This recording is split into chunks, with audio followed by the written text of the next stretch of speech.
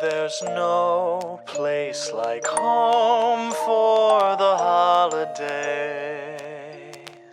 And no matter how far away you roam, if you pine for the sunshine of a friendly gaze, for the holidays you can.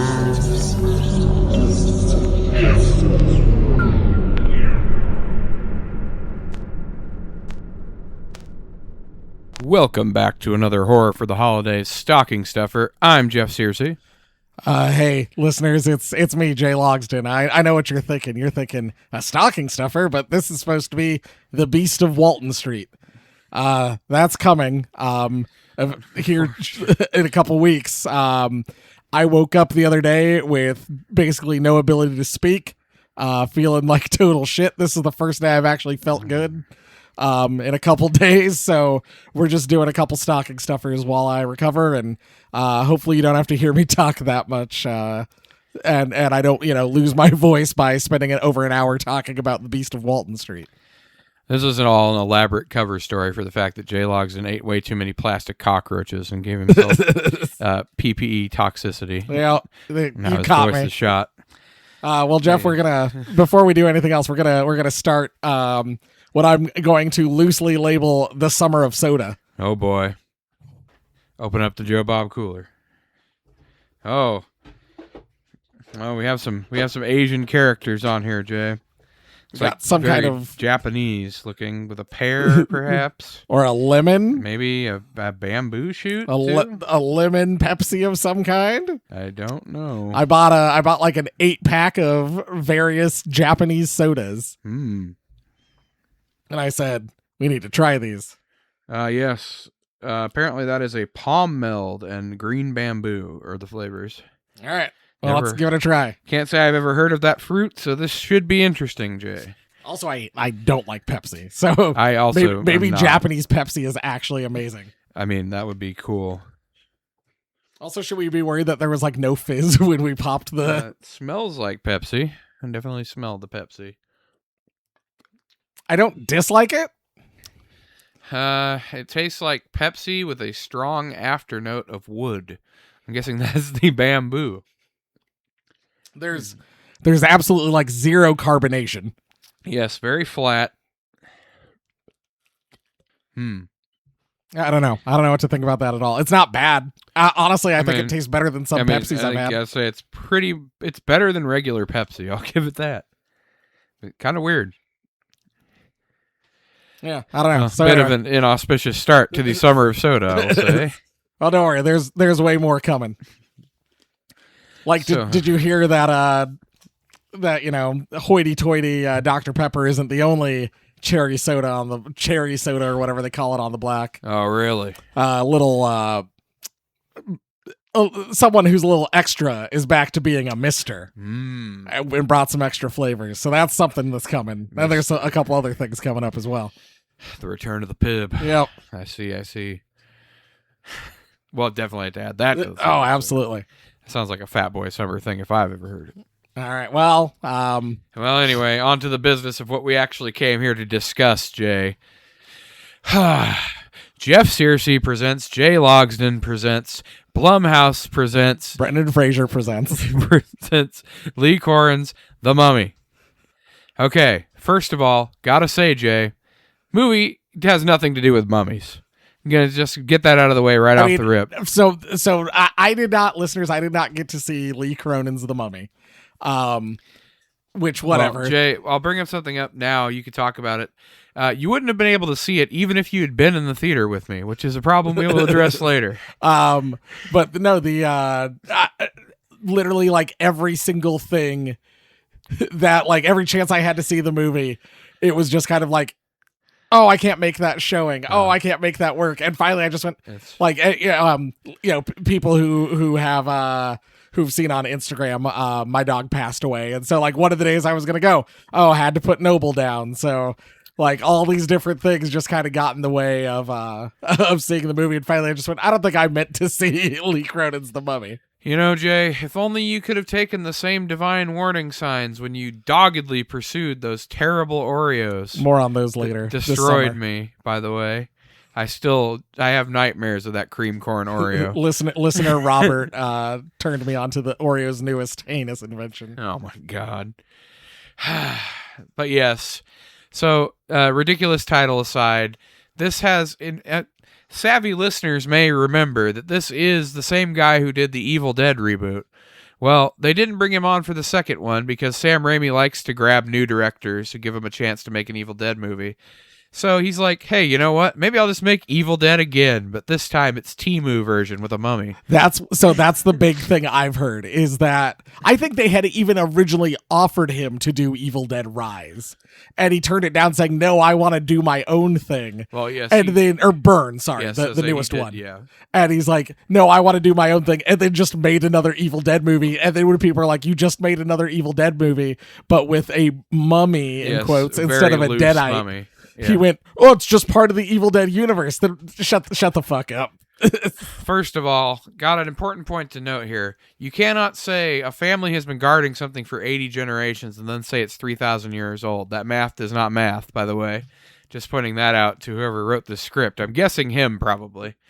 Second of all, what do you think goes on in the country of Egypt? Because this movie is set in the modern day, and in Egypt, they have a hospital with no power and no modern medical equipment. The police are working on what looks like a Commodore 64. If you literally look at pictures, if you look at pictures of the Great Pyramids, you'll literally see like you can sit at a McDonald's and look out your window and see the Great Pyramids. Speaking of the pyramids, they go to an Egyptologist to try to figure some of this out, and he operates his Egyptology practice, I guess you would call it, in a dingy old basement by candlelight. Jay. You know, it's not Egypt. like that's Egypt's biggest moneymaker is the tourism that surrounds ancient Egypt and everything to do with the pyramids and mummies. And they have vast state-of-the-art facilities where they preserve these things for their museums and stuff. No, it's guys in dingy basements who, by the way, I'm beginning to think this Egyptologist was not one, Jay, because instead of carefully unwrapping the mummy, he rips the bandages directly off its face to, quote-unquote, get a good look at it. So bear in mind, Dad loses track of kid through no fault of his own, really. I mean, kids run off. It happens. But what doesn't usually happen is kid gets kidnapped by a freaky cult who then turns into mummy. Ancient mummy curse demon inside kid. Kid is locked in sarcophagus for 8 years. Then found. And then, you would think, especially given her condition, because, yes, when they go to find her, I don't know, I would say the Middle Ages hospital with torches on the wall, no electricity. They go get her and they just take her home, Jay. No tests, no maybe we should get her some treatment at like a psychiatric hospital or something. No idea what happened to her. And isn't there? I heard someone say there's like a line where like the mom or the dad or someone in the family is like, there's something wrong with whatever the daughter's name is, and it's like, you fucking think? Like, yes. And you would think that would be bigger cause for concern. Also, the fact that she is very clearly possessed by a demon. Or she's acting weird is maybe what they say. They continue to act like nothing is wrong with her, even after they bring her home, which, by the way, a scene that really sets the tone of this movie. So, they bring her home, and instead of the dad picking, because this girl is like tiny and malnourished, instead of him picking her up and carrying her up the stairs, they drag her elaborate electric wheelchair step by step. And it's not played for laughs in the movie. They're taking it seriously. But it is one of the most hilarious things I've seen in a movie this year, Jay. I would have lost my mind. Drag it up the steps instead of just carrying her and then bringing the wheelchair up afterwards. But setting aside all that, so this happens. They go home, which looks like a home in the Southwest, like Arizona, New Mexico type. It's like, one of those Pueblo-style houses that are popular. Mm. They get inside. Not only is this place massive, like it has enough space to have like another room in between two walls. It also has a Victorian staircase, Jay. Those famous Pueblo homes built in the late 80s that have the Victorian staircases. Their interior designer, they had a real they had a real like desire for the exterior to look one way and the interior to look another way. Leaving aside all that, the fact remains, we got fucking Wolfman a second time, Jay. This is not a mummy movie. That's what I've heard too. This is like the thinnest veneer. They're like, yeah, I guess throw in some Egypt bullshit at the beginning. That's all that ever happens mummy related. This is really like Evil Dead meets The Exorcist, I would say, is the closest thing. Because it's literally, the resolution to the movie is the same thing that happens in The Exorcist. Except instead of the priest taking in the demon, it's the dad takes the demon instead of the girl. I said to someone, I was like, what if there was a, like, the movie's like getting ready to end, you know, like whatever happens, and then there's a knock on the door, and in walks Brendan Fraser, and he goes, "I hear you've got a mummy problem." You know, I like that, but you know who you should add? In walks Tom Cruise and Brendan Fraser. And Dark Universe Mummy and Brendan Fraser and Mummy. Luke Evans Dracula also shows up from Dracula Untold. Heard you got a mummy problem. Now, see, that would have made this. Which universe do you want to go in? Do you want to go in his or mine? I mean, I don't want to say it's like bad. It's almost just kind of boring. It's like stuff you've seen before, done better in, like, you've seen this before, done better in The Exorcist, or you've seen this before. Literally, he did it better before in Evil Dead Rise. So that's what I've got to ask. I've not seen Evil Dead Rise yet. It looks, everything I saw in the trailers made it look phenomenal. Yes, it was very good. I've been meaning to watch it for a while, and so it's no question that Evil Dead Rise is better than this. Like, no, not even close. Yeah, he just made the same movie he made last time, but worse. And that's, leaving aside all that, the quality of the movie. I mean, I could see somebody going and having a decent time with this if they don't see a lot of horror movies. I mean, it's like, it's competently made, except for, what the fuck has happened to cinematography, Jay? I want to ask you that. This movie is so fucking dark, you could barely see what's going on. A real The Nun situation. Yes, a Nun or a Game of Thrones Season 8, Battle of Winterfell type situation. Literally, the color grading is so fucked up, you can't even tell what's going on. Especially like in the big basement spooky scene with the little black pyramid and everything. You can't even see what's happening. And this is in a theater with a projector. Imagine how bad it's going to be at home on your TV. That was my experience with The Nun. My wife and I watched the whole movie, and I think I said at one point, I was like, this movie's so dark, I can barely tell what's going on. And we like readjusted the TV and we could see it better. And like all the colors kind of popped at that point. And I went, I'm not going to go and read, like we were almost done with the movie. Had maybe like 15 minutes left. I'm like, I'm not going to go and like start this over. Like, no, I don't know what's going on in Hollywood, but you need to stop. I mean, they're shooting on these super expensive high dynamic range cameras that capture way more than they ever did before. And then they take it into editing and they dial everything down so far it's like all murky crap you can't see. There was a podcast I was listening to. I might have mentioned this on here. The guy who made that Afraid movie, that you and I thought was going to be like secretly an M3gan movie, but it wasn't, because it was also like AI and robots or whatever. Yeah. And I think that was a Blumhouse movie as well. Because he was the guy who said, "Oh no, we got bumped from our December release because they were afraid of it going up against Kraven the Hunter." Is his, and it's like, yes, the powerhouse of Sony Entertainment, no Spider-Man universe. We're gonna put you up against Kraven the Hunter. Oh, we don't want to do that. That movie might make money. No. But he basically like broke down like his idea for the movie and what the movie was, and then like kind of Blumhousing the movie.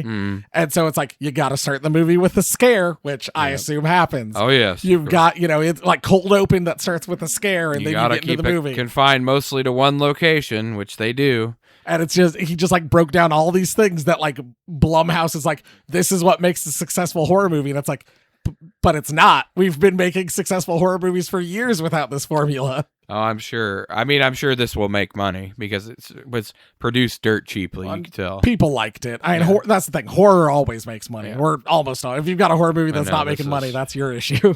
This is not great. And also, the cherry on top of this whole thing is this is a fucking hour. No, it's 2 hours. It's 2 and hours, 4 yep. minutes. No, 14 minutes. I think it's 134 minutes. I think is the actual runtime. Why?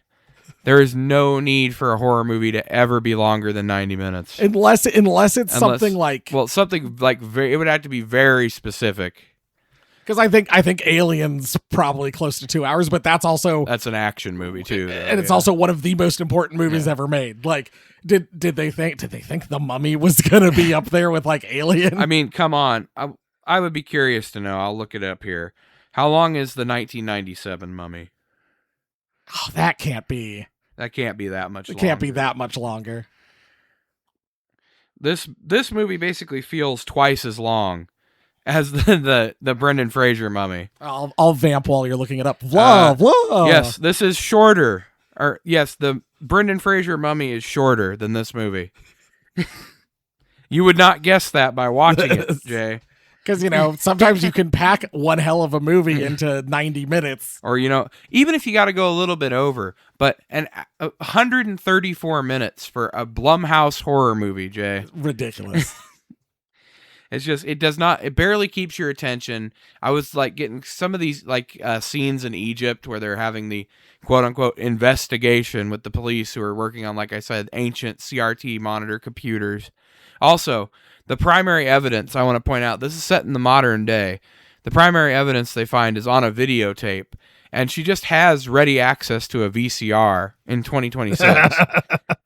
I mean, some of us do. Well, yes, like sickos and weirdos would, but it's like, I can just get my hands on a VCR, no problem. And you would think after they recovered the tape or whatever, they might like put it on something else, like burn it to a disc or put it on a flash drive or whatever. No, they carry the tape home. I'm like, there's no way that tape would survive the X-ray machine at the airport. Tom Cruise Mummy. The one that killed the Dark Universe. Yes. 110 minutes. Oh my God. That was less long than this. I want to see what look up how long Evil Dead Rise is. Because this is essentially that movie again, but worse. I would bet you it's also shorter. Yeah, I couldn't believe it when he came. 97 minutes. Yes. A perfect runtime for a horror That movie. is what you want. And that movie flies by, feels great. This one gets honestly, you can feel the time that they're wasting, especially like in the first act where they're doing the quote unquote investigation, which amounts to nothing, by the way, because they never do anything with it. Oh, the daughter just pops back up, and then they're just like, okay, well, I guess we can give up trying to figure out what happened to her. Let's take her home. I heard there's like a weird scene too where like maybe it's implied the daughter's trying to seduce her brother or something. Yeah, there's a few weird and a lot scenes. of people are like, what the fuck is this? Like, what the fuck are you doing? There's that. There's the one where she's like doing the sexy dance for grandma. That's also weird. The only time I want to see a child doing a sexy dance is in Little Miss Sunshine. Yeah. Where the entire movie, that's the entire purpose of the movie, hinges on this girl doing an inappropriate dance at a beauty pageant, and her grandpa's dead in the back of the Volkswagen minibus. That would be funny if and this would have been funny, if the movie was played for laughs, like a more an Evil Dead tone or whatever. But no, it's played completely seriously. Also, it's starring the guy who was in the bear suit in Midsummer, by the way. Oh, excellent. My favorite character. Yes. How could you forget him? It's rough. The worst boyfriend in cinema history. I don't know if I'd go that far, but he's up there. I will say, if you don't watch a lot of horror movies, you might think this is okay, although you're probably still going to think it's too long. You're going to be looking at your watch like, is this really still going on? But I would not say, for horror fans, not recommend. Definitely not Blumhouse's best work. Definitely not Lee Cronin's best work. I mean, The Hole, that one's a better one. Evil Dead Rise, better movie. Honestly, I hope his next movie is better than this, because if this is his trajectory, I don't know. Well, Jeff, while we're on the subject of Blumhouse, oh God, I got us some One Wish Willows from the upcoming Blumhouse movie Obsession. Oh boy. Spark the middle and break in half. Usage: open the package to a magical jingle and Fun Pop Surprise. Open the One Wish Willow gently, break it in half, and state your wish clearly. Wait up to 24 hours for your wish to come true. Disposal after granting your wish. The One Wish Willow loses its magical properties. You only get one wish. Amaze your friends. Spark the middle and break in half. Only one wish per life per person. Wishes are irreversible. Collectible prop replica, not a toy. So I don't know. I'm going to make a wish, Jeff. All right. Do we have to speak it aloud, did it say? I think that's what it is. Okay, let me see. All right, are you ready? Yep, go ahead. Do you speak it and then snap it in half? Hold on. Yeah, we gotta be careful here. Gently break in half and state your wish clearly. So I assume simultaneously.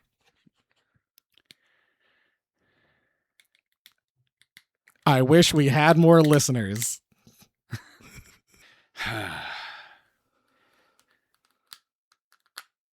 I wish I was a billionaire and could buy more listeners. Oh, yours was way smarter. All right, 24 hours. We'll see what happens. Whew. All right, let's hope this works. So anyway. Well, we've completed our One Wish Willow, which will, of course, and by the way, listeners, I hate to break it to you, but if I do get that $1 billion, the podcast is going to be changing a little bit. We're going to have a higher production quality. You know, you're not going to have the same two guys in a basement quality that you love. Oh, man, remember when Horror for the Holidays was punk rock? Exactly. We're still underground. Yep. Nah, they went mainstream because Jeff won $1 billion on that One Wish Willow. Oh, my God. No, the power of the one wish. I can't. That is my one wish. And you use your one wish for life for more listeners. Oof. Oof. Should have wished you could get over that plastic poisoning from eating all those cockroaches. But, Jeff, they taste so good. Listeners, if you want to get in touch with us, tell us your opinions on Lee Cronenberg's The Mummy. No, wait. That's an insult to the Cronenbergs. Lee Cronin's The Mummy. Please, listeners, tell us your opinions on movie titles that are way too long with way too many presented bys. What was it? Someone asked, they're like, what's your favorite movie with like the director's name in the title, and what's your least favorite movie with the director's name in the title? And I was like, my favorite's probably like a John Carpenter movie. Yes. My least favorite is probably whatever the name of the guy, Craig something, for Red Christmas. That movie fucking sucked. Oh, yeah. Yep. Like I said, I personally would not put my name on Red Christmas if it was me. But, right. You know. Craig something and D. Wallace's Red Christmas. I'm glad he was proud of it. Craig Anderson. There we go. I knew it was Craig something. Hey, we're halfway there. Get in touch with us on social media. We're all the places at Horror for Holidays. That's horror, the number 4 holidays. Send us an email and hope I don't delete it on accident. Sorry, Oops. Spencer. horrorfortheholidays@gmail.com. YouTube.com/horror for the holidays. Hit the subscribe button, hit the bell, do all the things that we love. Give us the 5-star reviews on your podcatcher of choice, and only the 5-star reviews will be read. And if you're a real sicko who actually made it this far into this and didn't just tune out when Jay said he was sick and we were doing double stocking stuffer, put in the headline, of course, 0 stars if I could, so we know it's you. So we know that you're a real sicko. Yes. Thanks for the Christmas Podcast Network for hosting the nonsense that we get up to every week. Thank you to them also for providing us legal counsel in our ongoing battle with Matthew Broderick. Yeah, he took one listen to that episode and he was like, they said, what about what I did to Godzilla? Yes, that was, I mean, obviously he couldn't take issue with the other thing, Jay, because that was true. Yeah, we all know what happened. Matthew, we all know what happened in Ireland. That was a matter of public record.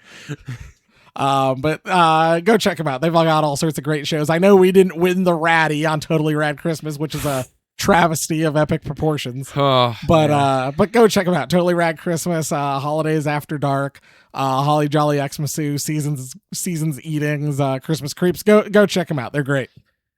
You know, you think you know a guy. You go on there and you blood beat off with him. And then he doesn't give you a ratty. He couldn't put his thumb on the scale. Man, you can make the audience vote. We know your power, Jerry. Anyway, we'll see you next week with another stocking stuffer. And like I said, 2 weeks. We're still gonna do the Beast of Walton Street. Yes. Just when I'm feeling better. Thanks for listening. Goodbye. Bye.